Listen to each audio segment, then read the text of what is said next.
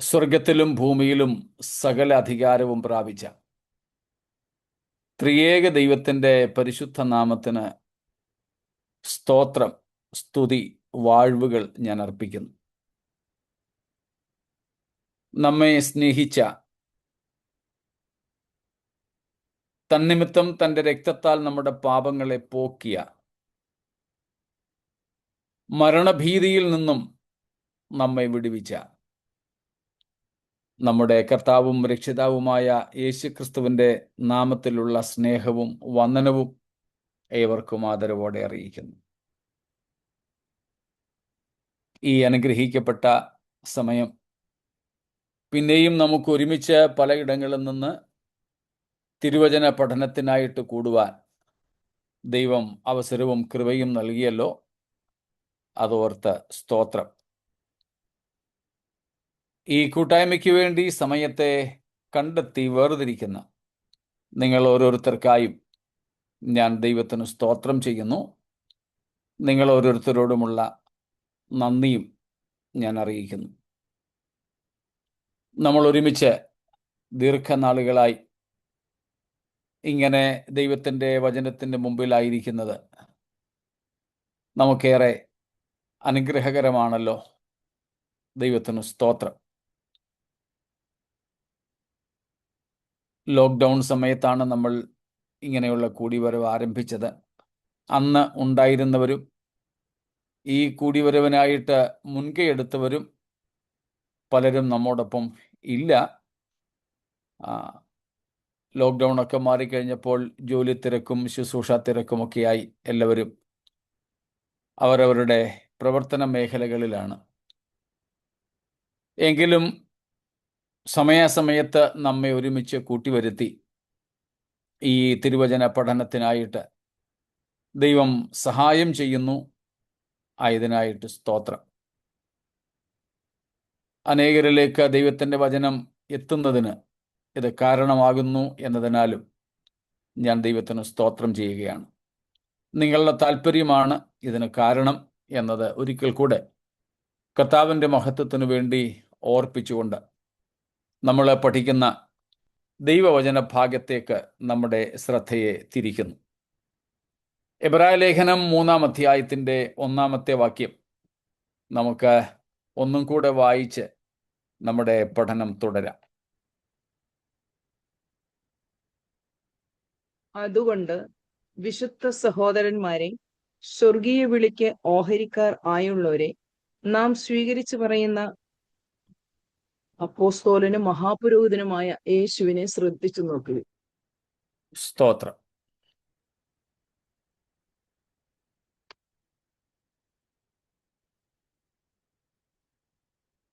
ഈ വാക്യത്തിലെ വിഭജനങ്ങളോ വിഷയങ്ങളോ ഇനിയും ഓർപ്പിക്കേണ്ടതില്ലല്ലോ.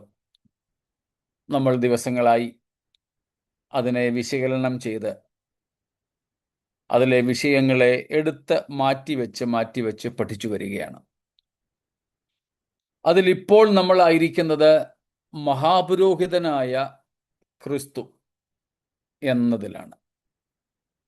യേശുക്രിസ്തുവിനെ കുറിച്ചുള്ള 2 സ്ഥാന പേരുകൾ അപ്പോസ്തലൻ എന്നും മഹാപുരോഹിതൻ എന്നും നമ്മൾ കാണുന്നു.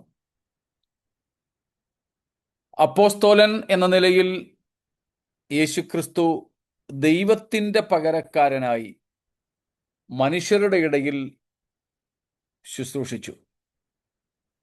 മഹാപുരോഹിതൻ എന്ന നിലയിൽ നമുക്ക് വേണ്ടി, മനുഷ്യർക്കു വേണ്ടി ദൈവസന്നിധിയിൽ ശുശ്രൂഷിക്കുന്നു. ആ 2 വശങ്ങളാണ് ഈ 2 പേരുകളിലൂടെ വെളിപ്പെടുത്തിയിരിക്കുന്നത്. അതിലിപ്പോൾ നമ്മൾ നോക്കുന്നത് മഹാപുരോഹിതനായ യേശു. സ്തോത്രം. നമ്മൾ മിനിയാന്ന് കണ്ടതുപോലെ 2-ാം അധ്യായത്തിൻ്റെ 17-ാം വാക്യം മുതൽ ഏതാണ്ട് 10-ാം അധ്യായം വരെ നമുക്ക് യേശുവിനെ മഹാപുരോഹിതൻ എന്ന് പേരും സ്ഥാനപ്പേരും എടുത്തു പറഞ്ഞ് പരിചയപ്പെടുത്തുന്നത് കാണുവാൻ കഴിയും. നമ്മൾ ആ ഭാഗങ്ങളെല്ലാം കൂടെ ഒന്ന് ഒരുമിച്ചെടുത്ത് പഠിക്കുകയാണ്. അതുകൊണ്ട് 2-3 ദിവസങ്ങൾ എടുക്കുകയാണ് അതിന്. ഇന്നലെയും നമ്മൾ കണ്ടു പഴയ നിയമത്തിൽ നിന്ന് ഒരു മഹാപുരോഹിതന്റെ യോഗ്യതകൾ എന്തെല്ലാമാണെന്ന്. അതിൽ ഏറ്റവും പ്രധാനപ്പെട്ട യോഗ്യതകളെക്കുറിച്ച് നമ്മൾ മനസ്സിലാക്കി.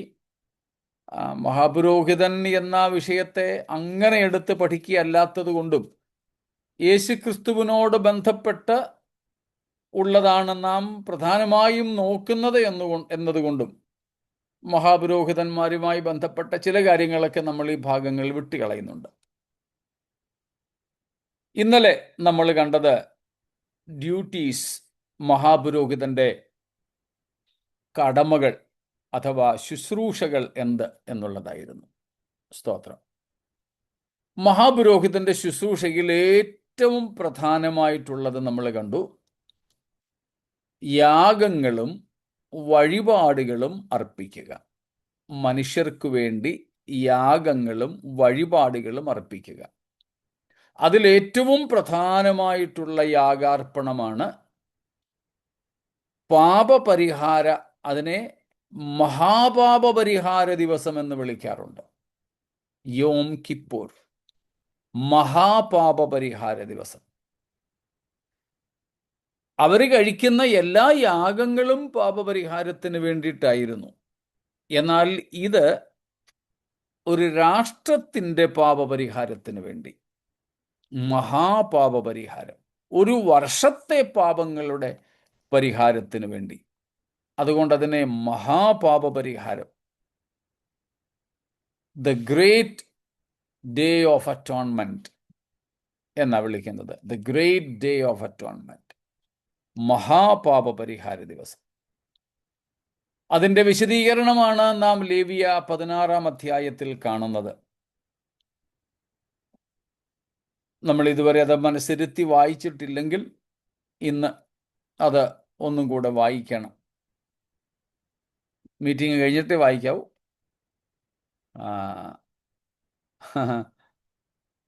പലയിടത്തും അല്ലാതെ കാണാറുണ്ട്. പ്രസംഗത്തിന് വേണ്ടി എന്തെങ്കിലും പറയുമ്പോഴാണ് ഇരുന്നിങ്ങനെ വായിക്കുന്നത്. അപ്പോൾ അതുമില്ല ഇതുമില്ലാതെ വരും. അതുകൊണ്ട് പറഞ്ഞത്. അപ്പോൾ യേശുക്രിസ്തു മഹാപുരോഹിതൻ എന്ന് വരുമ്പോൾ യേശുക്രിസ്തുവിൻ്റെയും ഏറ്റവും പ്രധാനപ്പെട്ട ശുശ്രൂഷ എന്ന് പറയുന്നത് മനുഷ്യർക്ക് വേണ്ടി യാഗം കഴിക്കുക, വഴിപാട് കഴിക്കുക എന്നുള്ളതാണ്. സ്തോത്രം. ആ ഭാഗത്തേക്ക് നമുക്ക് പിന്നീട് വരാം. ഇപ്പോൾ മഹാപുരോഹിതന്റെ പഴയ നിയമം അനുസരിച്ചുള്ള ഉത്തരവാദിത്വം, ശുശ്രൂഷയാണ് നോക്കുന്നത്. എബ്രായലേഖനം 5-ാം അധ്യായത്തിൻ്റെ 1 തൊട്ട് 4 വരെയുള്ള വാക്യങ്ങളിൽ ഒരു അഹരോന്യ മഹാപുരോഹിതന്റെ ശുശ്രൂഷകളെക്കുറിച്ച് പറയുന്നുണ്ട്. 5 മുതലുള്ള വാക്യങ്ങളിൽ അതിൽ നിന്നും വ്യത്യസ്തമായി ക്രിസ്തു എന്ന മഹാപുരോഹിതന്റെ ഉത്കൃഷ്ടമായ, വ്യത്യസ്തമായ, ശ്രേഷ്ഠമായ ശുശ്രൂഷ അഥവാ ഉത്തരവാദിത്വങ്ങളെക്കുറിച്ച് പറയുന്നുണ്ട്. Hebrews 5:1-4 speak about an Aaronic high priest duties. But from verses 5 onwards, the writer of the Hebrews tells us how unique is the ministry of Jesus as the high priest. അപ്പം യാഗങ്ങളും വഴിപാടുകളും പാപികളായ മനുഷ്യർക്ക് വേണ്ടി അർപ്പിക്കുക, തനിക്ക് വേണ്ടിയും തൻ്റെ കുടുംബത്തിന് വേണ്ടിയും ആദ്യം പാപപരിഹാര യാഗം അർപ്പിക്കുക, പിന്നീട് ജനത്തിന് വേണ്ടി. ഇതാണ് ഏറ്റവും പ്രധാനപ്പെട്ട ശുശ്രൂഷയായി മഹാപുരോഹിതന്റെ ശുശ്രൂഷയെപ്പറ്റി നാം കാണുന്നത്. ഇന്നലെ നാം അതേക്കുറിച്ച് കാണുകയുണ്ടായി. രണ്ടാമത്തെ ശുശ്രൂഷ ഏതാണ്ട് ഈ ഒന്നാമത്തേതിൽ തന്നെ എല്ലാം അടങ്ങും, എങ്കിലും ഒന്നും കൂടെ വിശദമാക്കാൻ അതിനെ രണ്ട് കാര്യങ്ങൾ കൂടെ ആയിട്ട് പറയാം. രണ്ടാമത്തെ കടമ, the duty of a second duty of the high priest is to represent his people. മനുഷ്യർക്ക് പ്രതിനിധിയായി ദൈവമുമ്പാകെ നിൽക്കുക. Represent humanity before God. Represent his people before God. തൻ്റെ ജനത്തിനു വേണ്ടി, അല്ലെങ്കിൽ തൻ്റെ ജനത്തിൻ്റെ പ്രതിനിധിയായി ദൈവസന്നിധിയിൽ നിൽക്കുക എന്നുള്ളതാണ് ഒരു മഹാപുരോഹിതൻ്റെ രണ്ടാമത്തെ കടമ. നമ്മളിപ്പോൾ വായിച്ച എബ്രായർ 5:1 വാക്യത്തിൽ നാം അത് കാണുന്നുണ്ട്. സ്തോത്രം. തൻ്റെ മനുഷ്യരുടെ ഇടയിൽ നിന്നും എടുക്കുന്ന മഹാപുരോഹിതൻ ആരുടെ ഇടയിൽ നിന്നും ആർക്കു വേണ്ടി എടുക്കപ്പെടുന്നുമോ അവർക്കു വേണ്ടി ദൈവസന്നിധിയിൽ ആയിരിക്കുക എന്നുള്ളതാണ്. ദൈവസന്നിധിയിലായിരിക്കുക എന്നുള്ളത്. അവിടെ അധികം നിൽക്കുന്നില്ല, കാരണം നമ്മൾ ഇതിനു മുമ്പ് ചിന്തിച്ചതുമായിട്ട് വളരെ അടുത്ത് നിൽക്കുന്ന വിഷയമാണത്. കൂടാതെ ഒരു കാര്യവും കൂടെ ആ കാര്യത്തിൽ പറയുന്നു.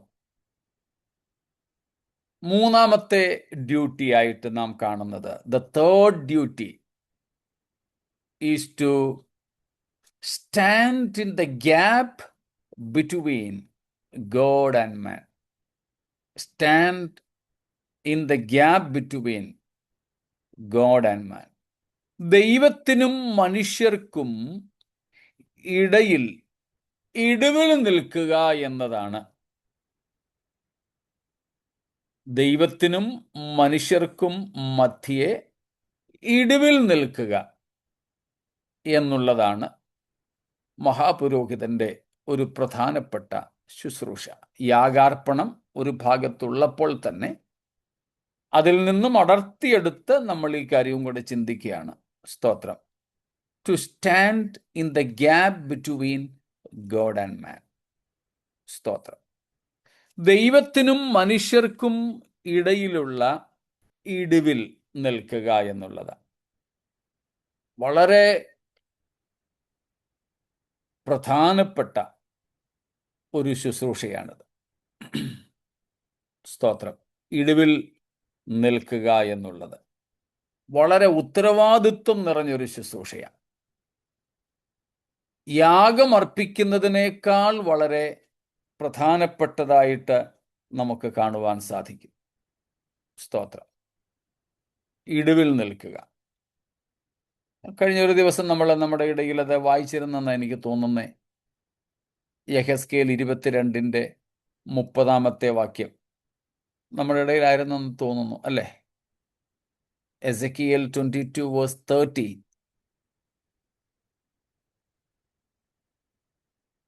ഒന്ന് വായിച്ചേക്കാം.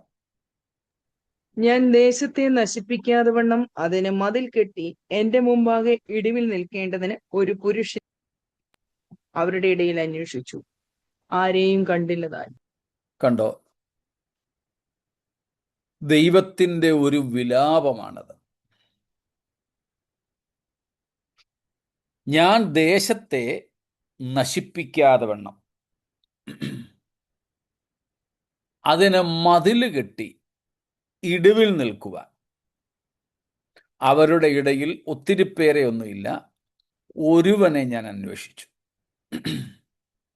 ഒരാളിനെ പോലും കണ്ടുകിട്ടിയില്ല എന്ന് ദൈവത്തിൻ്റെ ഒരു വിലാപഗീതമാണത്. സ്തോത്രം. ദൈവം അന്വേഷിക്കുന്ന മനുഷ്യർ എന്ന ഒരു വിഷയം കുറേ വർഷങ്ങൾക്ക് മുമ്പ് ദൈവാത്മാവെന്നെ പഠിപ്പിച്ചായിരുന്നു. ഇപ്പോൾ അത് ഞാൻ പ്രസംഗിച്ചിട്ട് ഒത്തിരി വർഷമായി. കുറേ വർഷങ്ങൾക്ക് മുമ്പ് പരിശുദ്ധാത്മാവെന്നെ വളരെ ആഴത്തിൽ ഹേമിച്ചിട്ടുള്ളൊരു വിഷയമാണ്. ആ കാലങ്ങളിൽ ഞാൻ ഒത്തിരിയിടത്ത് ആ കാര്യം പ്രസംഗിച്ചു. ഇപ്പോൾ കുറേ വർഷങ്ങളായിട്ട് അത് പ്രസംഗിക്കാതിരിക്കുക. ഞങ്ങളുടെ ചർച്ചിൽ ഞാൻ ഒത്തിരി കടക്കാരനാണ്. ചർച്ചിൽ പണത്തിൻ്റെ ഒന്നുമല്ല, പണം കടം വാങ്ങാറില്ല ഞാൻ. എന്നാൽ ഇന്ന ഇന്ന വിഷയങ്ങൾ നമുക്ക് പഠിക്കണം, പ്രസംഗിക്കാം എന്നൊക്കെ മിക്കവാറും എല്ലാ യോഗങ്ങളിലും ഞങ്ങൾ അങ്ങനെ ഓരോ കടം പറയാറുണ്ട്. അങ്ങനെ ഞങ്ങളെ ചർച്ചിൽ കടം പറഞ്ഞിട്ടുള്ള ഒരു വിഷയം കൂടിയാണിത്. ഞങ്ങളുടെ ചർച്ചിലെ സഹോദരങ്ങൾ ചിലരുണ്ട് കൂട്ടത്തിൽ. അവർ ഒരു പക്ഷേ ചിരിക്കുകയായിരിക്കും ഇപ്പോൾ. A person or people god is in search of, a man whom god seeks, ദൈവം അന്വേഷിക്കുന്ന മനുഷ്യർ എന്നാണ് ഞാൻ അതിന് ശീർഷകം കൊടുത്തിട്ടുള്ളത്. അക്കൂട്ടത്തിൽ ഒരു വിഷയമാണിത്.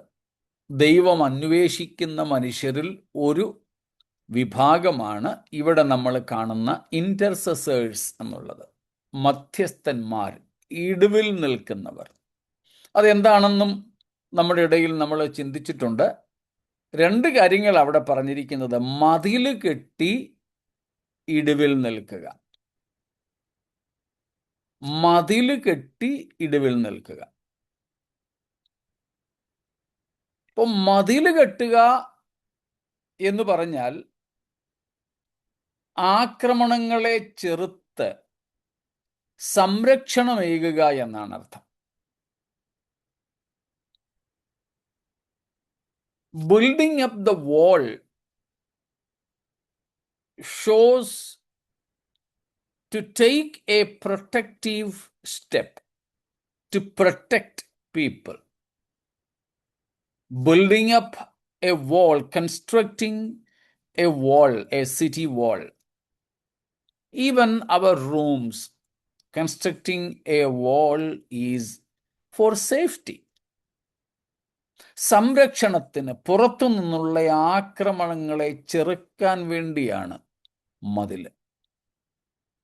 ഒരു മധ്യസ്ഥൻ ചെയ്യേണ്ട ഒന്നാമത്തെ കാര്യം മതിൽ പണിയുക എന്ന്, സംരക്ഷണം തീർക്കുക എന്ന്.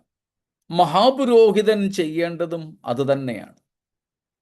അതിനാണ് യാഗാർപ്പണങ്ങൾ, യാഗങ്ങളും വഴിപാടുകളും അർപ്പിക്കുന്നത്. എന്നാൽ മതിൽ കെട്ടിയാലും ചിലപ്പോഴൊക്കെ ചില സ്ഥലങ്ങളിൽ മതിലുകൾക്ക് വിള്ളലുകൾ ഉണ്ടാകാറുണ്ട്. പ്രത്യേകിച്ച് നമുക്കറിയാം, യെരിഹോ പട്ടണം ചുറ്റുമതിലുകൾ ഉണ്ടായിരുന്ന ഒരു വലിയ പട്ടണം, കെട്ടുറപ്പുള്ള പട്ടണം. ഇസ്രായേൽ മക്കൾ മതിലിന് ചുറ്റും നടന്നതൊക്കെ നമുക്കറിയാം. അങ്ങനെ പല പട്ടണങ്ങൾ, ശമരിയ പട്ടണമായാലും യെരുശലേം ആയാലും ഒക്കെ മതിലുകളാൽ അക്കാലത്ത് ചുറ്റപ്പെട്ടിരുന്നു. അന്ന് വ്യോമാക്രമണങ്ങളൊന്നും ഇല്ലല്ലോ. അതുകൊണ്ട് മതിൽ കെട്ടുന്നത് പട്ടണത്തിന് സംരക്ഷണമാണ്. ഇന്ന് പക്ഷേ മതിലൊന്നും കെട്ടിയിട്ട് കാര്യമില്ല. വ്യോമാക്രമണങ്ങളാണ്, എയർ സ്ട്രൈക്സ് ആണ് ഇന്ന് കൂടുതൽ. അതുകൊണ്ടാണ് ഇന്ന് പട്ടണങ്ങൾക്കൊന്നും അങ്ങനെ മതിലുകളില്ലാത്തത്. ഇല്ലായിരുന്നെങ്കിൽ നമ്മളുമൊക്കെ പാർക്കുന്ന പട്ടണങ്ങൾ മതിൽ കെട്ടി സംരക്ഷിച്ചേനെ. ഇപ്പം മതിലിങ്ങനെ കെട്ടിയാൽ ശത്രുക്കൾ വരുമ്പോൾ മതിലും വാതിലും പ്രധാന വാതിലുമെല്ലാം അടച്ച് രാജാവും പ്രധാനപ്പെട്ടവരൊക്കെ ഈ പട്ടണത്തിനകത്ത് സുരക്ഷിതരായിട്ടിരിക്കും. ശത്രുക്കൾ മതിലിന് പുറത്ത്. ദിവസങ്ങളോളം പുറത്തുള്ള പട്ടാളം ഈ മതിലിനെ ചുറ്റി തമ്പടിക്കും. നമ്മൾ രാജാക്കന്മാരുടെ പുസ്തകത്തിൽ വായിക്കുന്നത് പോലെ ആദ്യത്തെ അധ്യായങ്ങൾ, രണ്ട് രാജാക്കന്മാർ ആദ്യത്തെ അധ്യായങ്ങൾ വായിക്കുന്നത് പോലെ ശമരിയയിൽ ആഹാരമില്ലാതെ വന്ന കാര്യവും പട്ടിണിയായ കാര്യമൊക്കെ നമുക്കറിയാം.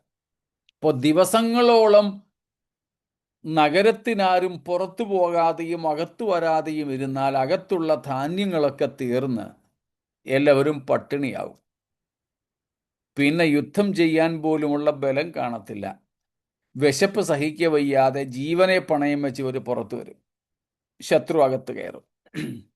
ഇനി അങ്ങനെ കയറാൻ പറ്റുന്നില്ലെങ്കിൽ പുറത്തു നിൽക്കുന്ന ശത്രുക്കൾ ഈ മതില് പതിയെ പതിയെ ഇടിക്കും, ഏതെങ്കിലും ഒരു വശം, അവർക്ക് ബലഹീനമെന്ന് തോന്നുന്ന വശം അവര് ഇടിക്കും.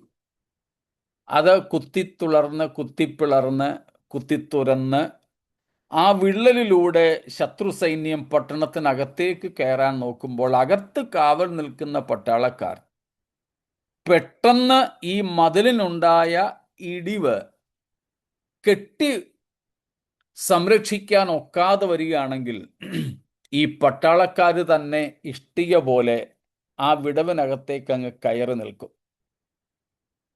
അവർ മരിക്കും, ജീവനോടെ പുറത്തു വരാൻ സാധ്യതയില്ല. നമ്മുടെ ഇന്നത്തെ പോലെ ഒരു ഇഷ്ടിക വണ്ണത്തിലൊന്നും അല്ലല്ലോ അന്നത്തെ മതിലുകൾ എന്ന് പറയുന്നത്. ഇതുപോലെയുള്ള പട്ടണങ്ങളുടെ മതിലുകൾ എന്ന് പറയുന്നത് ഭയങ്കര വീതിക്കുള്ളതാണ്. ആ മതിലിന്റെ മുകളിൽ പാർക്കുന്നവരുണ്ട്. രാഹാബ് എന്ന വേശ്യ, നമുക്കറിയാം, മതിലിന്റെ മുകളിലാണ് താമസിച്ചുകൊണ്ടിരുന്നത്.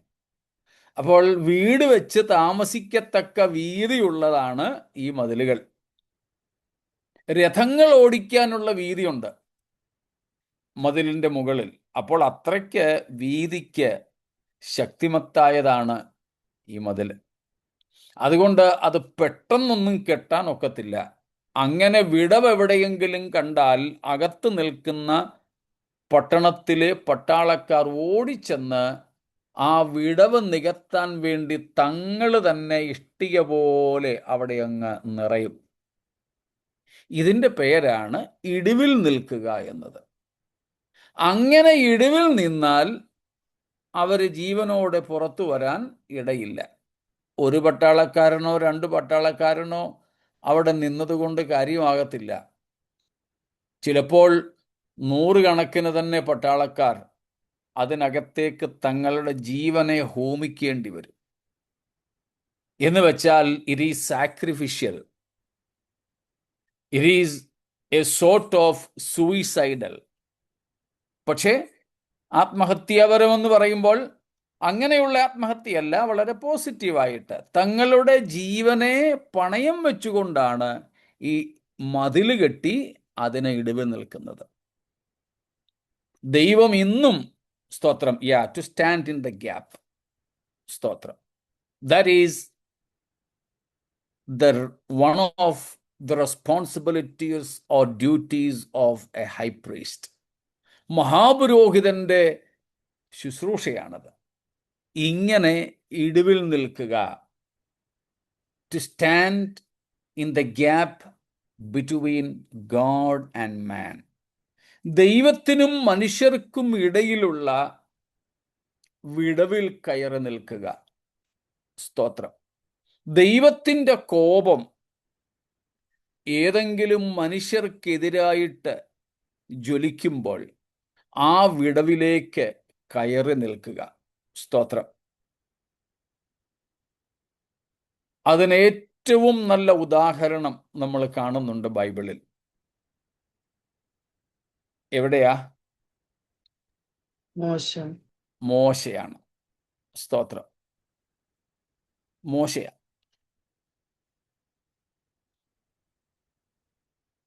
വേദപുസ്തകം എന്ന് പറഞ്ഞാൽ ദൈവം എടുത്തു പറയുന്ന മധ്യസ്ഥന്മാരിൽ ഒന്നാമൻ, ഏറ്റവും ശ്രേഷ്ഠൻ മനുഷ്യരുടെ കൂട്ടത്തിൽ മോശയാണ്.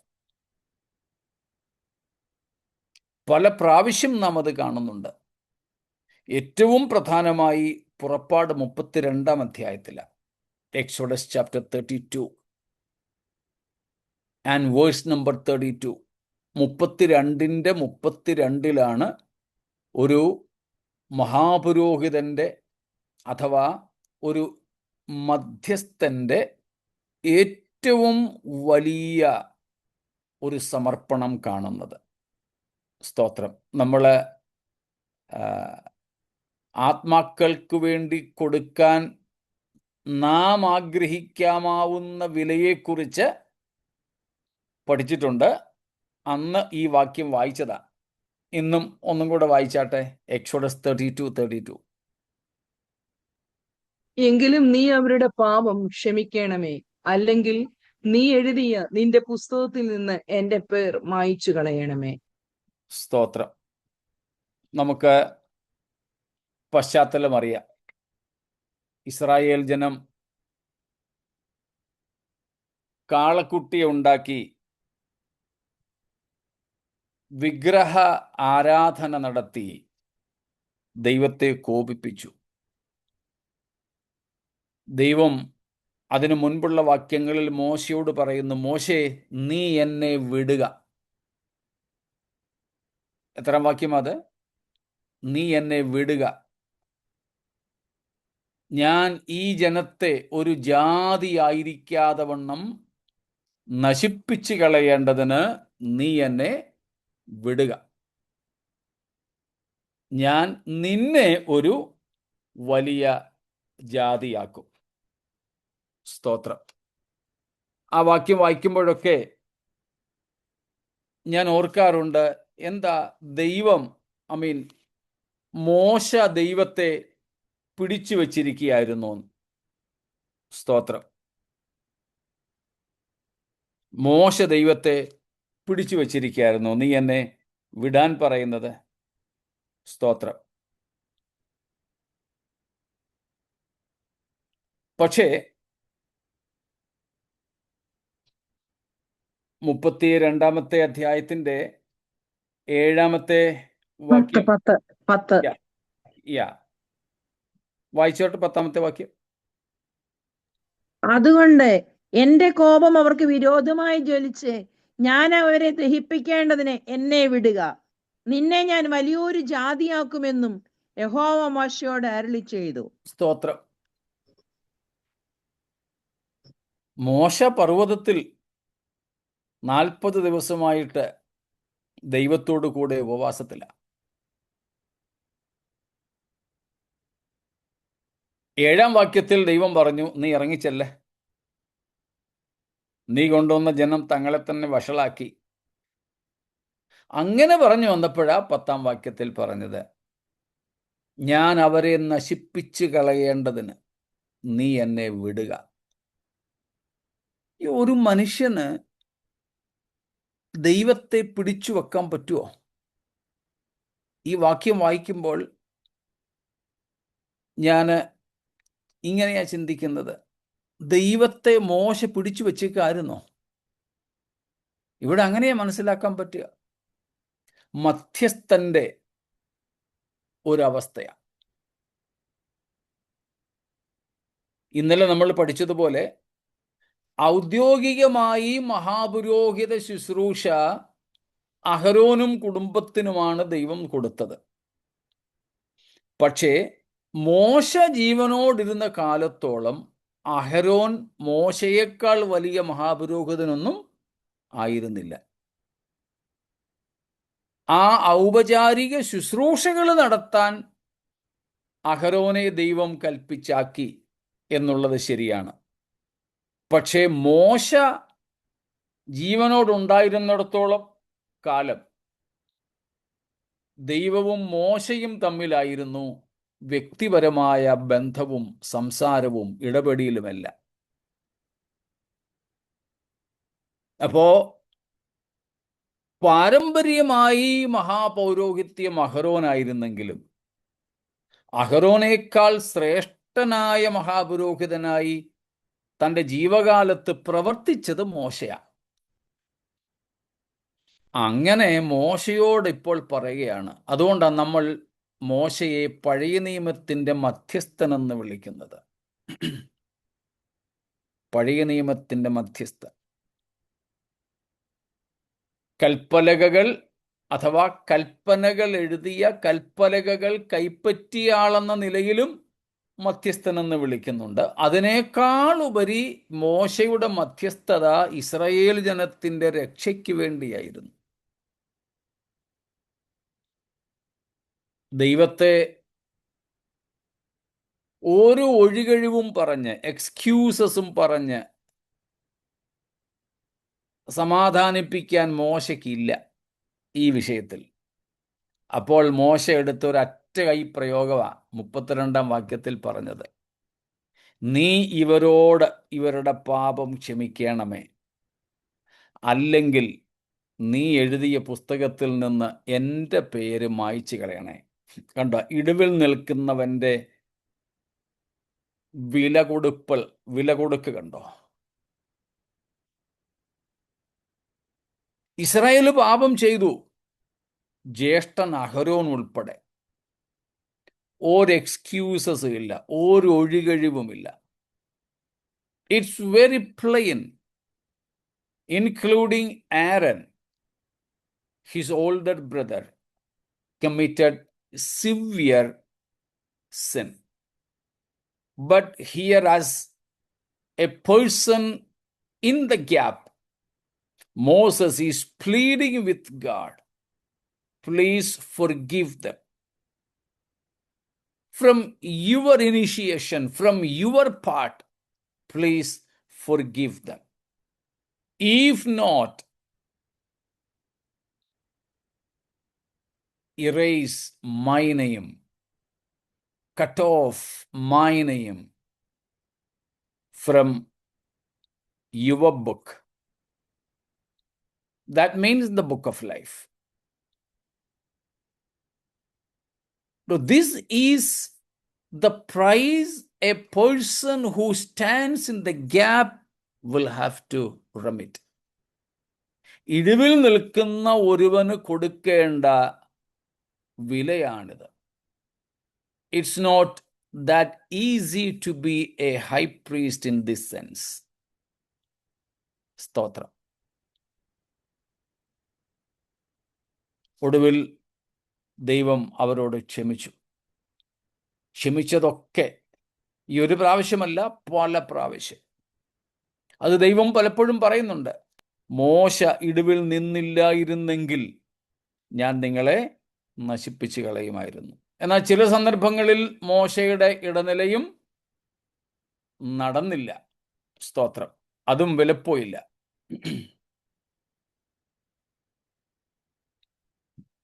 അതുപോലെ തന്നെ മുമ്പോട്ട് വരുമ്പോഴുള്ള വേറെ ഒരു മധ്യസ്ഥനാണ് നമ്മൾ കണ്ണുനീരിൻ്റെ പ്രവാചകനെന്ന് വിളിക്കുന്ന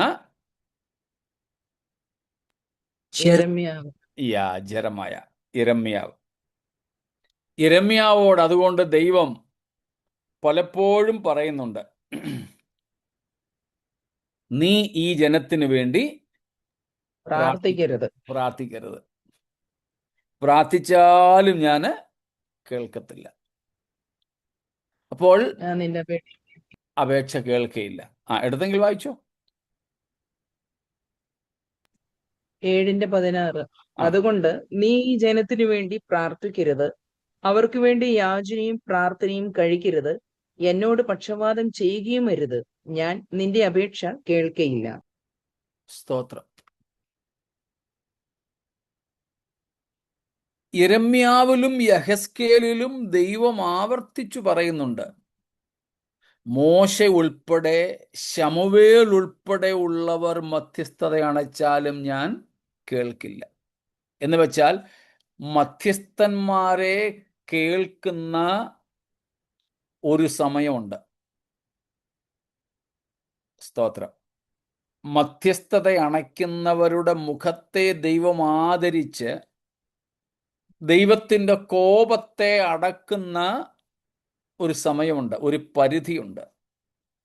ആ പരിധി വിട്ടുകഴിഞ്ഞാൽ മോശയുടെ പോലും ശമൂവേലിൻ്റെ പോലും യിരെമ്യാവിൻ്റെ പോലും മധ്യസ്ഥത കൊണ്ട് പ്രയോജനം ഉണ്ടാവുകയില്ല. സ്തോത്രം. പഴയ നിയമത്തിലെ ഏറ്റവും ശക്തന്മാരായ 2 മധ്യസ്ഥന്മാരാണ്, ഒന്ന് മോശയും മറ്റൊന്ന് ശമൂവേലും. അതുകൊണ്ടാ ജനം പാപം ചെയ്ത രാജാവിനെയൊക്കെ ചോദിച്ചു കഴിഞ്ഞിട്ടും ശമൂവേലിനോട് പറഞ്ഞത്, നീ ഞങ്ങൾക്ക് വേണ്ടി പ്രാർത്ഥിക്കാതിരിക്കല്ലേ എന്ന്. ശമൂവേലും തിരിച്ചു പറഞ്ഞു, ഞാൻ നിങ്ങൾക്ക് വേണ്ടി പ്രാർത്ഥിക്കാതിരിക്കുന്നതിനാൽ യഹോവയോട് പാപം ചെയ്യുവാൻ ഇടവരരുതേ. ഇടവരരുതേ. സ്തോത്രം. പറഞ്ഞു വന്നത് മഹാപുരോഹിതന്റെ വളരെ പ്രധാനപ്പെട്ട ഒരു ശുശ്രൂഷയാണ് മതിൽ കെട്ടി ഇടിവിൽ നിൽക്കുക എന്നുള്ളത്. സ്തോത്രം. യാഗം കഴിക്കുന്നത് മതിലുകെട്ടാണെങ്കിൽ അവർക്കു വേണ്ടി എപ്പോഴും ദൈവത്തോട് അപേക്ഷിക്കുന്നത് ഇടിവിൽ നിൽക്കുന്നതാണ്. അത് മഹാപുരോഹിതന്റെ അഭിഷേകത്തോടും വസ്ത്രത്തോടുമുള്ള ബന്ധത്തിലും നമുക്ക് കാണാം. We can see this bearing the burdens of the people before God by a high priest in the dress code and the ministry code of a high priest in Exodus 28. പുറപ്പാട് 28-ാം അധ്യായത്തിൽ നമുക്ക് അതിൻ്റെ സൂചനകളുണ്ട്. അതിൻ്റെ 6 മുതലുള്ള വാക്യങ്ങളിലാണ്. 9-ാം വാക്യം ഒന്ന് വായിച്ചോളൂ. Exodus 28. The whole chapter is there, especially from verses 6. We will now just read verse number 9. 9-ാം വാക്യം. അതുകൂടാതെ 2 ഗോമേദകക്കല്ലെടുത്ത് അവയിൽ ഇസ്രായേൽ മക്കളുടെ പേർ കൊത്തേണം. 12 വരെ വായിച്ചു. അവരുടെ പേരുകളിൽ 6 ഒരു കല്ലിലും ശേഷമുള്ള 6 മറ്റേ കല്ലിലും അവരുടെ ജനനക്രമത്തിൽ ആയിരിക്കണം. രത്നശില്പിയുടെ പണിയായി മുദ്രകൊത്തുപോലെ 2 കല്ലിലും ഇസ്രായേൽ മക്കളുടെ പേർ കൊത്തേണം. അവ പൊന്തടങ്ങളിൽ പതിക്കണം.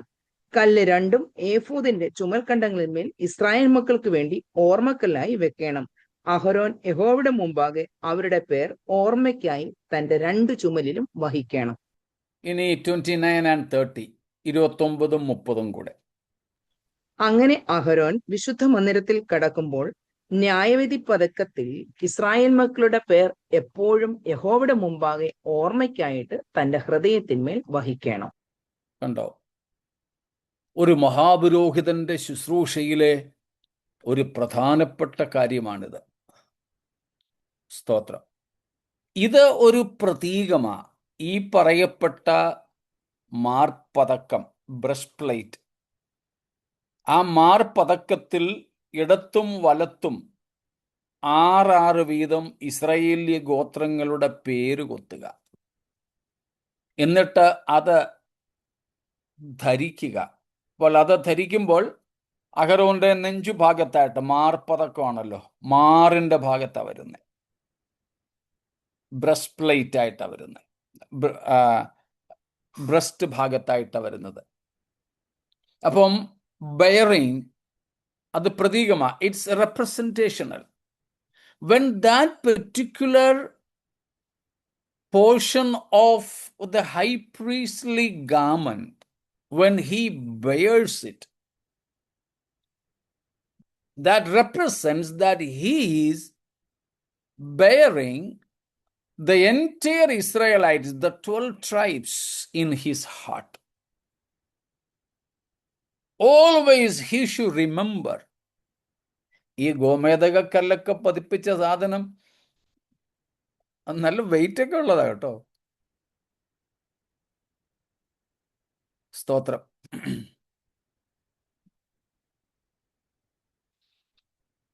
ഈസി അല്ല ഇതെല്ലാം കൂടി ഇട്ട് മഹാപുരോഹിതന് അങ്ങോട്ട് കയറി നിൽക്കാൻ. കാണുമ്പോൾ നമുക്ക് നല്ല സുഖ. പക്ഷേ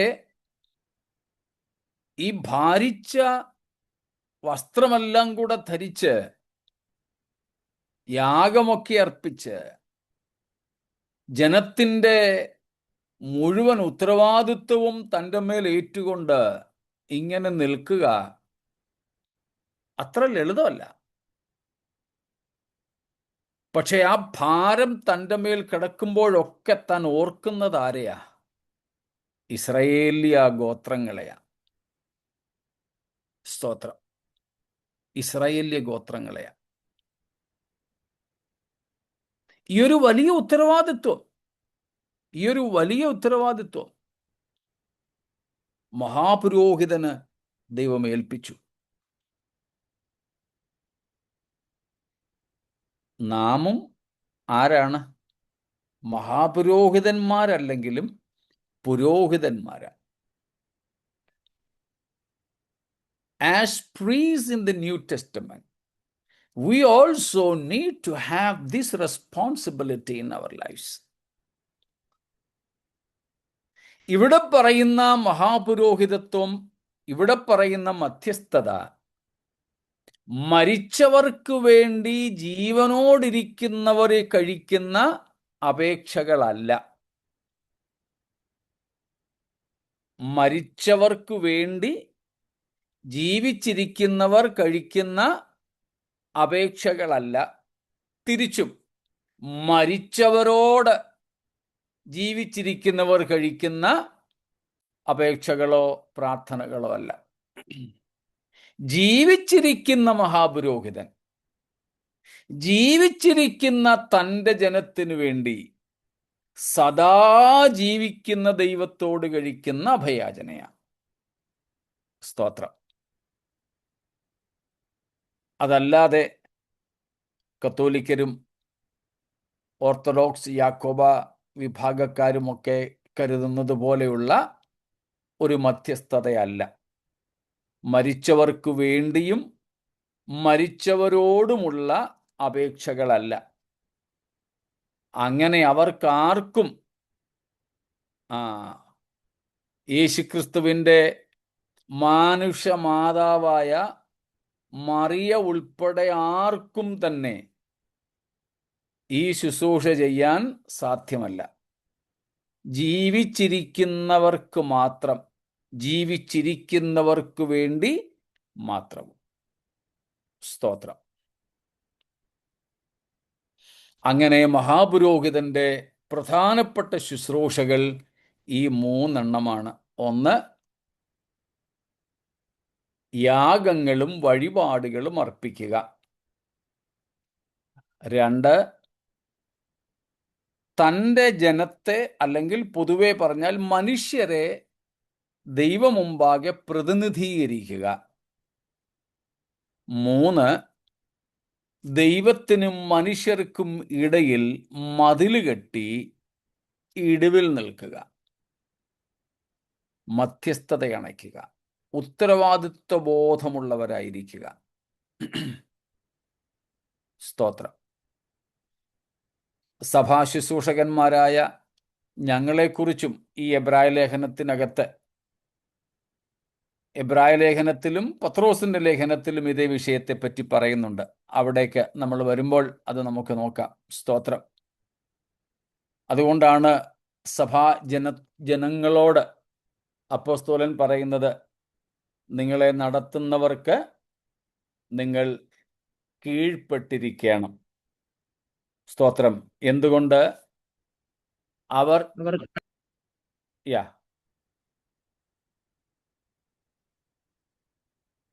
എന്തുകൊണ്ട് കീഴ്പ്പെട്ടിരിക്കണം? സ്തോത്രം. 13:17, 13:17 ഹീബ്രൂസ്, എബ്രായർ. അവർ കണക്ക് ബോധിപ്പിക്കേണ്ടുന്നവരാകയാൽ നിങ്ങളുടെ ആത്മാക്കൾക്ക് വേണ്ടി ജാഗരിച്ചിരിക്കുന്നു. ഇതവർ ഞരങ്ങിക്കൊണ്ടല്ല, സന്തോഷത്തോടെ ചെയ്യുവാൻ ഇടവരുത്തുകയും, അല്ല ഞാൻ നിങ്ങൾക്ക് നന്നല്ല. സ്തോത്രം. അത് ഓരോ പ്രാദേശിക സഭകളുടെയും നടത്തിപ്പുകാരുടെ കുറിച്ച്, ലോക്കൽ പാസ്റ്റേഴ്സ്. ഇനി ലോക്കൽ പാസ്റ്റേഴ്സ് എന്ന് മാത്രമല്ല, ഈ ദൗത്യം നിർവഹിക്കുന്ന വേറെ പലരും ഉണ്ട്. ഒരു സഭയിലെ തന്നെ പലരും തങ്ങളുടെ സഭയിലുള്ള, ചിലപ്പോൾ സഭയ്ക്ക് പുറത്തുള്ള പലർക്കും വേണ്ടി ഇതുപോലെ പ്രാർത്ഥിക്കുന്നുണ്ടാകാം. പക്ഷെ അവരത് സന്തോഷത്തോടെ ചെയ്യുവാനിട വരണം. അപ്പൊ ഈ പുരോഹിത ശുശ്രൂഷയുടെ ദൗത്യം നമ്മളെയും ഏൽപ്പിച്ചിട്ടുണ്ട്. കാരണം പുതിയ നിയമത്തിൽ എല്ലാ വിശ്വാസികളും ആരാണ്? പുരോഹിതന്മാരാണ്. In the New Testament all believers are priests, not high priests, priests. പാസ്റ്ററും വിശ്വാസിയും പുരോഹിതന്മാരാണ്. നമ്മുടെ ഇടയിൽ മഹാപുരോഹിതന്മാരാരുമില്ല. കാരണം ഒറ്റ മഹാപുരോഹിതനേയുള്ളൂ, അത് നമ്മുടെ കർത്താവായ യേശുവാണ്. എന്നാൽ നാം എല്ലാവരും പുരോഹിതന്മാരാണ്. നിത്യതയിൽ എത്തിയാലും അങ്ങനെ ആയിരിക്കുമെന്ന് കഴിഞ്ഞ ആഴ്ച നമ്മൾ പഠിക്കുകയുണ്ടായി. പുരോഹിതന്മാരെന്ന നിലയിൽ നിത്യതയിൽ എത്തിയാൽ നമ്മുടെ ഉത്തരവാദിത്വം എന്താണെന്നും നമ്മൾ അന്ന് കണ്ടു. സ്തോത്രം. അപ്പൊ ഈ പ്രധാനപ്പെട്ട 3 ശുശ്രൂഷകളാണ്, ഉത്തരവാദിത്വങ്ങളാണ് മഹാപുരോഹിതന്മാർക്കുള്ളതായി നാം തിരുവെഴുത്തിൽ കാണുന്നത്. ഇത്രയും കാര്യങ്ങളിൽ എന്തെങ്കിലും ചോദ്യങ്ങൾ ഉണ്ടെങ്കിൽ, ഇന്നലെ നമ്മൾ പറഞ്ഞു വന്നതിലും എന്തെങ്കിലും ചോദ്യങ്ങൾ ഉണ്ടെങ്കിൽ സ്വാഗതം.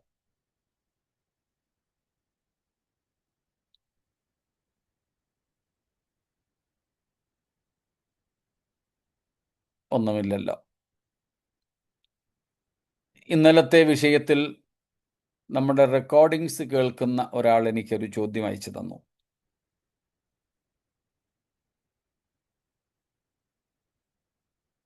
ഇന്നലെ മോശയുടെ മക്കളെ എന്തുകൊണ്ട് മഹാപുരോഹിതന്മാരാക്കിയില്ല എന്ന ചോദ്യത്തിന് നമ്മൾ പറഞ്ഞ ഉത്തരത്തോടനുബന്ധിച്ച് ചോദിച്ച ചോദ്യമാണ്. യോസേഫ് മിസ്രയീമിക്കാരത്തിയായ അസ്നത്തിനെയാണ് വിവാഹം കഴിച്ചത്. ആ ബന്ധത്തിലാണ് മനശ്ശെയും എഫ്രയീമും ജനിച്ചതും. പക്ഷേ എന്തുകൊണ്ട് അങ്ങനെ മനശ്ശെയും എഫ്രയീമും ഒരു മിസ്രയീമ്യ മാതാവിൻ്റെ മക്കളായിട്ടുകൂടെ ഇസ്രയേലിയ ഗോത്രപിതാക്കന്മാരായി അറിയപ്പെടുന്നു എന്നുള്ളതാണ് ചോദ്യം. നല്ല ചോദ്യം.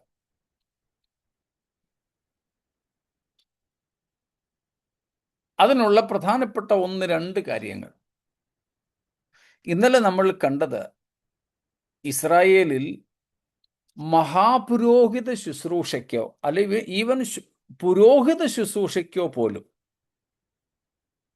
വളരെ സ്ട്രിക്റ്റ് ആയിട്ടുള്ള,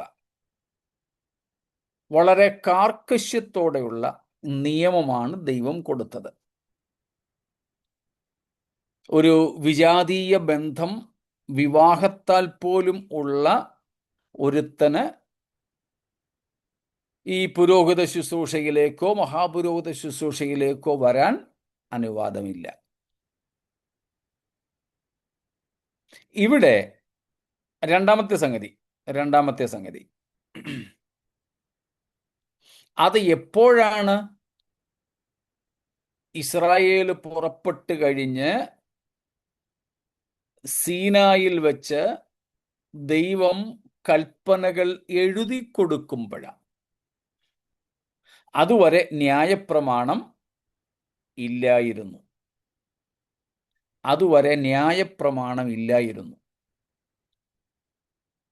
ഈ നിയമം യോസേഫ് കല്യാണം കഴിക്കുമ്പോഴോ അല്ലെങ്കിൽ യോസേഫിൻ്റെ മക്കളെ യാക്കോബ് യോസേഫിന് പകരക്കാരായി യോസേഫിന് ഇരട്ടി പങ്ക് കൊടുത്തുകൊണ്ട് അനുഗ്രഹിക്കുമ്പോഴോ ഇല്ല. യാക്കോബിൻ്റെ മൂത്ത മകൻ നമുക്കറിയാം, രൂബേൻ. പക്ഷേ രൂബേൻ ശപിക്കപ്പെട്ടവനായി. അപ്പനോട് അസാൻമാർഗികത കാണിച്ചു. ബാക്കി നിങ്ങൾക്കറിയാമല്ലോ എന്താണെന്ന്. അതുകൊണ്ട് മൂത്ത മകനെ ജ്യേഷ്ഠാവകാശം ലഭിക്കേണ്ടവനെ അപ്പൻ ശപിച്ചു മാറ്റി നിർത്തി. അവനു പകരം അപ്പൻ ആരെയാണ് മൂത്ത മകനായിട്ട് അനുഗ്രഹിച്ചത്? യോസേഫിനെയാണ്. മൂത്ത മകന് എല്ലാറ്റിൻ്റെയും 2 പങ്കാണ്, ഡബിൾ പോർഷനാണ് ജ്യേഷ്ഠാവകാശത്തിൽ ഉൾപ്പെട്ടത്. അങ്ങനെ ജന്മനാൽ ജ്യേഷ്ഠാവകാശിയായിത്തീരേണ്ട രൂപേൻ താൻ ചെയ്ത പാപം നിമിത്തം അപ്പൻ അവനെ ആ സ്ഥാനത്ത് നിന്നും നീക്കിയിട്ട് യോസേഫിനെ ആ സ്ഥാനത്തേക്ക് അവരോധിച്ചു. എന്നിട്ട് അവിടെ നടപ്പുള്ളതുപോലെ മൂത്ത പുത്രൻ എന്ന നിലയിൽ ജ്യേഷ്ഠാവകാശത്തിൻ്റെ ഭാഗമായി യോസേഫിന് 2 പങ്ക് കൊടുത്തു. ഇസ്രായേലിൽ ഇരട്ടി അവകാശം. അങ്ങനെയാണ് യോസേഫിന് പകരം യോസേഫിൻ്റെ 2 മക്കൾക്കും അവകാശം നൽകിയത്. പക്ഷേ അന്ന് ഈ ന്യായപ്രമാണം നിലവിൽ വന്നിട്ടില്ല. അതുകൊണ്ട് ഈ ന്യായപ്രമാണം അവിടെ ആപേക്ഷികം അല്ല. 2, ഈ നിയമം കൊടുക്കുന്നത് മോശയുടെ സമയത്താണ്.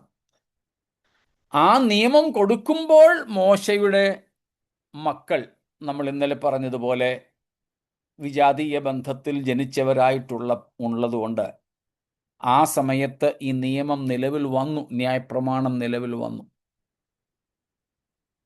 മറ്റൊരു സംഗതി, എഫ്രൈമിനെയും മനശ്ശെയെയും ഇസ്രായേലിയ ഗോത്രങ്ങളായിട്ട് അംഗീകരിച്ചു എന്നേ ഉള്ളൂ.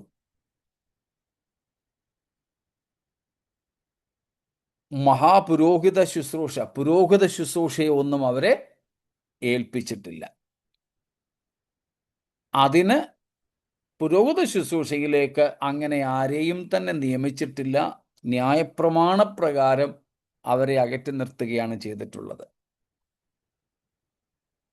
കൂടാതെ ശമര്യരെ പോലെ അവരെ മാറ്റി നിർത്താതിരിക്കുവാനുള്ള കാരണം,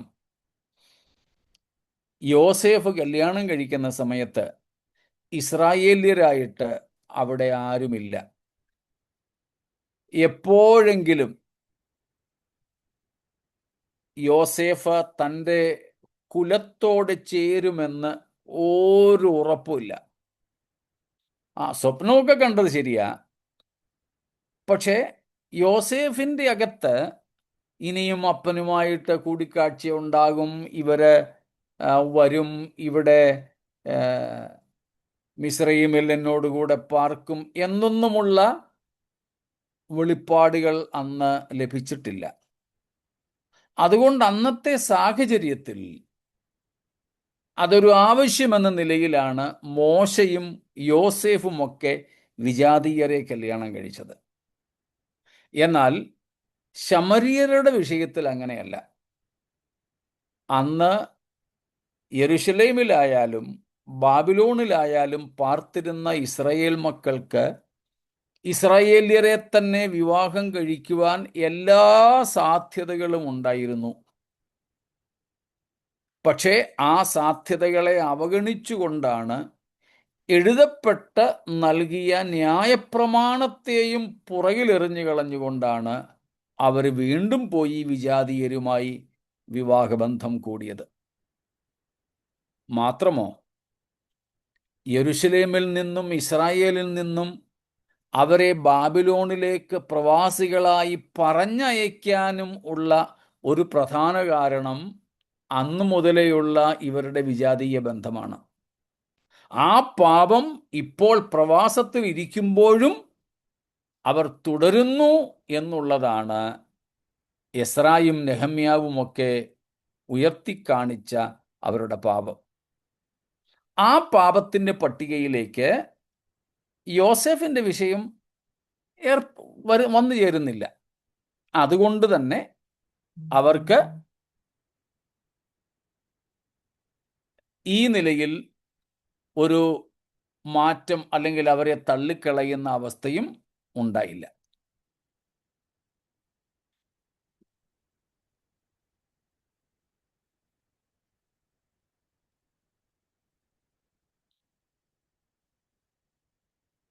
അമ്മീനേദാബ് രാഹാബിനെയും ബോവസ് രൂത്തിനെയും വിവാഹം കഴിച്ചു.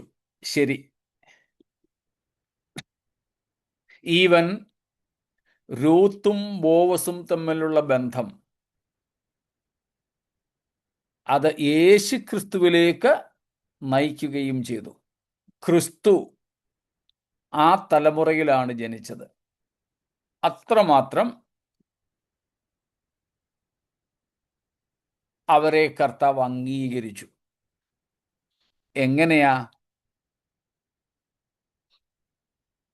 അവർ ഇരുവരും നമ്മുടെ ഭാഷയിൽ പറഞ്ഞാൽ രക്ഷിക്കപ്പെട്ട് സ്നാനപ്പെട്ട് സഭയിൽ ചേർന്നു. അവരിരുവരും ഇസ്രായേലിൻ്റെ ദൈവത്തെ കൈക്കൊണ്ടു. അവരുടെ പാപവഴികളെ ഉപേക്ഷിച്ചിട്ട് വെറും ഒരു വിവാഹ ബന്ധത്തിലല്ല അവർ വന്നത്. അവർ ഇസ്രായേലിൻ്റെ ദൈവത്തെ ഉൾക്കൊണ്ടുകൊണ്ടാണ് വന്നത്. മോശയുടെ ഭാര്യ സിപ്പോറ ദൈവിക ബന്ധത്തിലല്ല മോശയുടെ കൂടെ കൂടിയത്. അതുപോലെ തന്നെ യോസെഫിൻ്റെ ഭാര്യ. ആ രണ്ട് വിവാഹ ബന്ധങ്ങളിൽ നിന്നും തികച്ചും വ്യത്യസ്തമാണ് ഈ രണ്ട് ബന്ധങ്ങൾ. കല്യാണം കഴിച്ചത് കൊണ്ട് ഇവരിങ്ങോട്ട് വന്നതല്ല.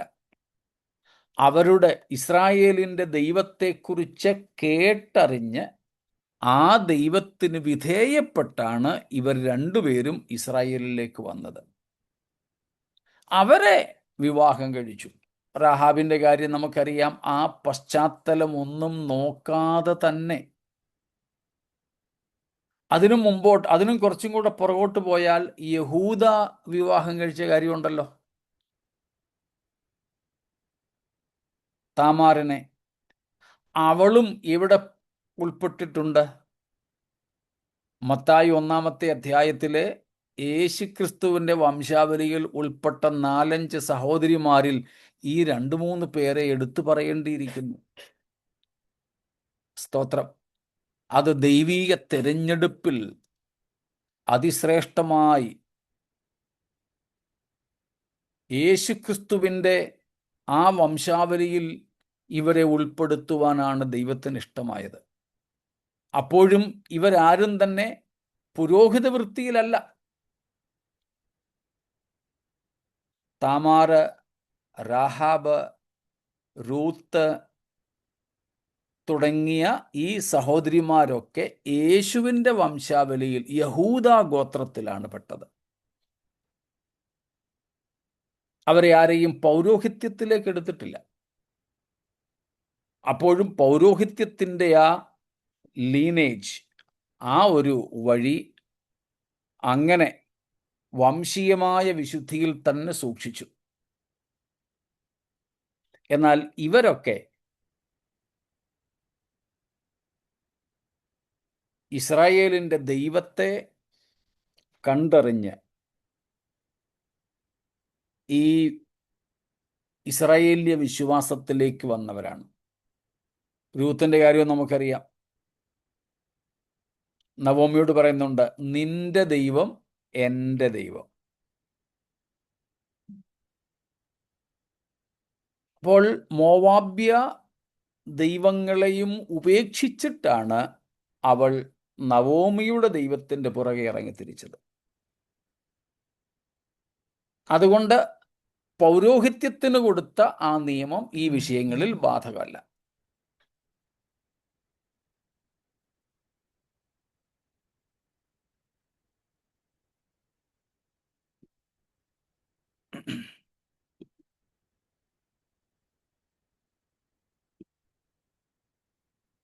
മറ്റൊന്നുമില്ലെന്ന് തോന്നുന്നു.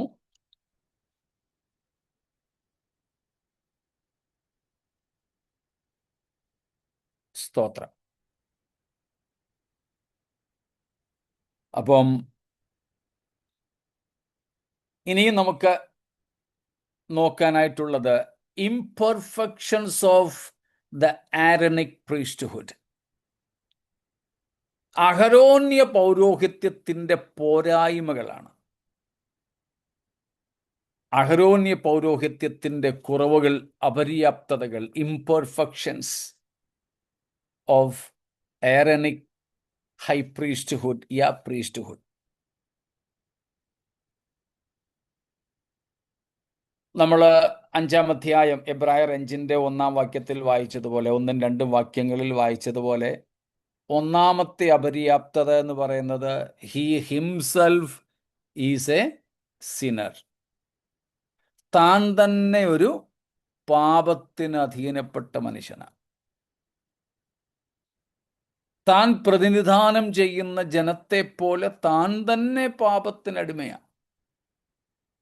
താൻ പാപക്ഷമയ്ക്ക് വേണ്ടി യാഗം കഴിക്കുന്ന ജനത്തെ പോലെ തനിക്കും പാപക്ഷമ ആവശ്യം ഉള്ളവനാണ്. സ്തോത്രം.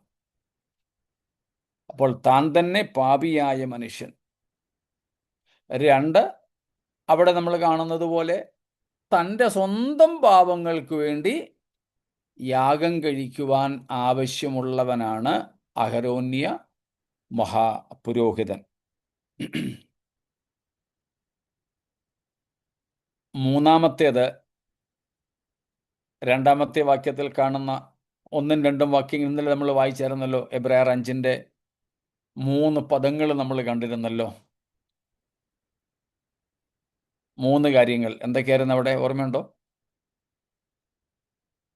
Ignorant, weak and gone astray. എന്തൊക്കെയാത്?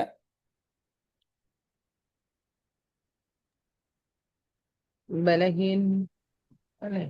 അതെ, ബലഹീനത പൂണ്ടവനാണ്, വഴിതെറ്റിപ്പോകുന്ന, താൻ തന്നെ വഴിതെറ്റിപ്പോകുന്നവനോ അല്ലെങ്കിൽ പോയവനോ ആണ്,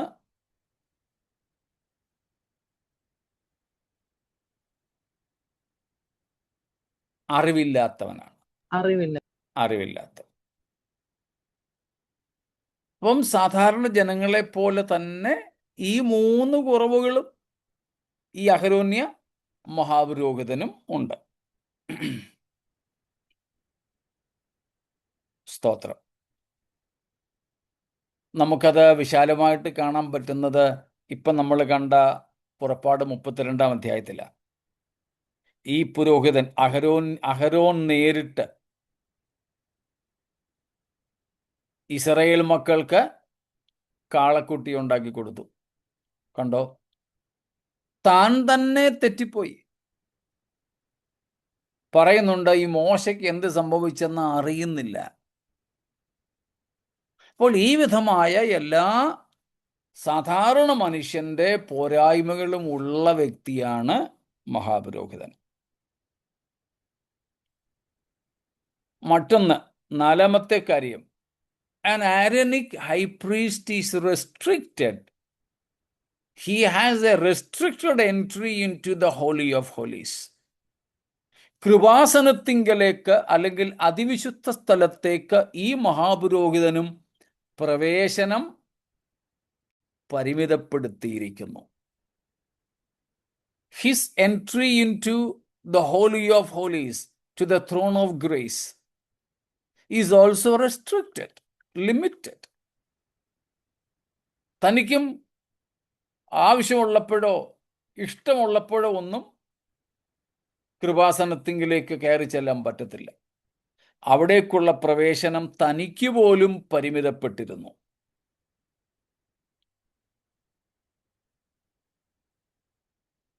അഞ്ചാമത്തെ കാര്യം, എബ്രായർ 10-ന്റെ 1 തൊട്ട് 4 വരെ നമ്മൾ വായിക്കുന്നത് പോലെ ഈ അഹരോന്യ മഹാപുരോഹിതന്മാർ കഴിക്കുന്ന യാഗങ്ങളും അപര്യാപ്ത യാഗങ്ങളായിരുന്നു. അങ്ങേയറ്റം പോയാൽ 360 ദിവസത്തെ മാത്രം കാലാവധിയുള്ള യാഗങ്ങൾ. As per 10 1-4, Hebrews. The sacrifices offered by these Aaronic high priests also were imperfect. The remission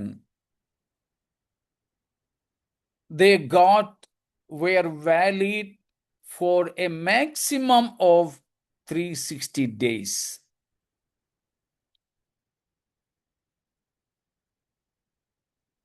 ഈ അഹരോന്യ മഹാപുരോഹിതന്മാർ കഴിക്കുന്ന യാഗങ്ങളും അപര്യാപ്തങ്ങൾ ആയിരുന്നു. സ്തോത്രം, അപര്യാപ്തങ്ങളായിരുന്നു.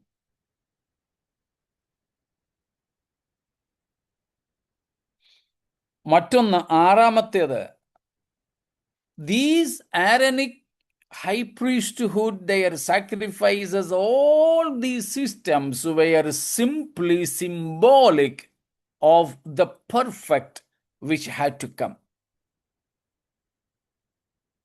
They were simply symbolic.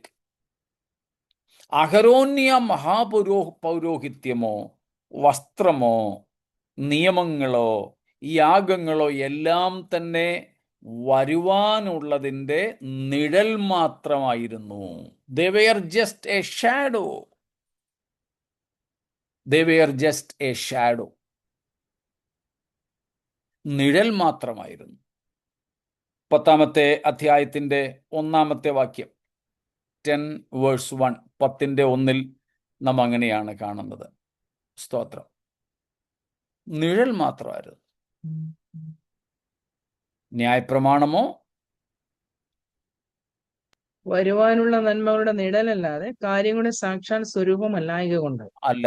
കണ്ടോ, സാക്ഷാൽ സ്വരൂപമല്ലായിരുന്നു, വരുവാനുള്ളവയുടെ നിഴൽ മാത്രമായിരുന്നു. മറ്റൊന്ന്, 7-ാമത്തേത്,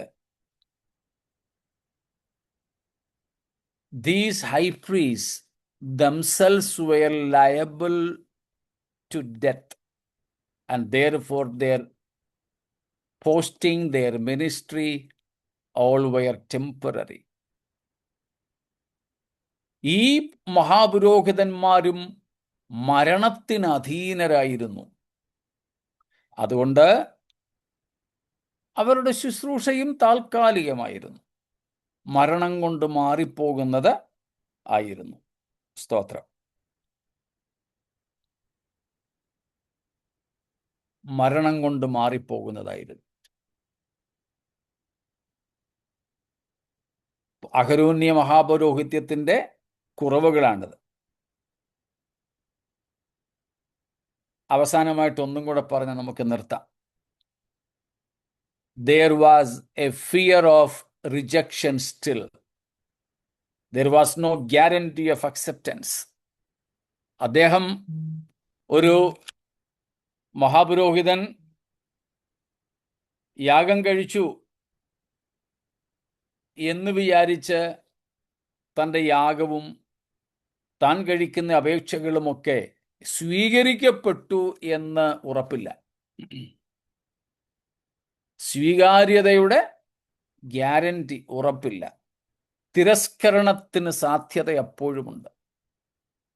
എന്ന് വെച്ചാൽ മഹാപുരോഹിതന്മാർക്ക്, അഹരോന്യ മഹാപുരോഹിതന്മാർക്ക് അവർ കഴിക്കുന്ന യാഗങ്ങളിലൂടെ പാപക്ഷമ ഉറപ്പുവരുത്താൻ കഴിയില്ല.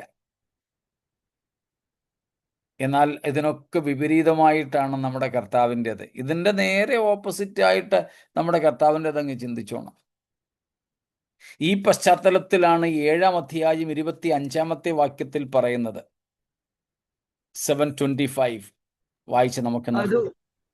അതുകൊണ്ട് താൻ മുഖാന്തരമായി ദൈവത്തോട് അടുക്കുന്നവർക്ക് വേണ്ടി പക്ഷവാദം ചെയ്യുവാൻ സദാ ജീവിക്കുന്നവനാകിയാൽ അവരെ പൂർണ്ണമായി രക്ഷിപ്പാൻ അവൻ പ്രാപ്തനാകുന്നു. സ്തോത്രം. ഈ ഗ്യാരണ്ടി ആർക്കില്ല? അഹരോന്യ മഹാപുരോഹിതന്മാർക്കില്ല. സ്തോത്രം. അവിടെയാണ് നമ്മുടെ കർത്താവായ യേശു ക്രിസ്തുവിൻ്റെ ശ്രേഷ്ഠത. അതിനെ നമുക്കൊന്നും കൂടെ എടുത്ത് ഇത്രയും നമ്മൾ പഠിച്ച കാര്യങ്ങളിൽ തന്നെ ഈ വിഷയങ്ങൾ വന്നിട്ടുണ്ട്. എങ്കിലും നമുക്കൊന്നും കൂടെ എടുത്ത് അതൊന്ന് പറയാം. കർത്താവിൻ്റെ വരവ് താമസിക്കുന്നെങ്കിൽ തിങ്കളാഴ്ച. സ്തോത്രം. ഇങ്ങനെ ഒരു ശ്രേഷ്ഠ മഹാപുരോഹിതനെ ദൈവം നമുക്ക് തന്നു. സ്തോത്രം. ഒരു ശ്രേഷ്ഠമായ യാഗം, ശ്രേഷ്ഠമായ ശുശ്രൂഷ, ശ്രേഷ്ഠനായ മഹാപുരോഹിതൻ. സ്തോത്രം. ശ്രേഷ്ഠമായ വാഗ്ദത്തം ഒക്കെ അവൻ നമുക്ക് യേശുവിലൂടെ തന്നല്ലോ. നന്ദിയോടെ സ്തോത്രം. ആകയാൽ ഈ മഹാപുരോഹിതൻ മൂലം നമുക്ക് ദൈവത്തോടടുത്ത് ചെന്ന് സ്തോത്രം ദൈവസന്നിധിയിൽ നിത്യം വസിക്കേണ്ടതിന് ദൈവം നമുക്ക് കൃപ ചെയ്യട്ടെ. അതിനായി നമുക്ക് നമ്മെ തന്നെ സമർപ്പിക്കാം. ഈ വചനങ്ങളാൽ ദൈവം നമ്മെ അനുഗ്രഹിക്കുമാറാകട്ടെ.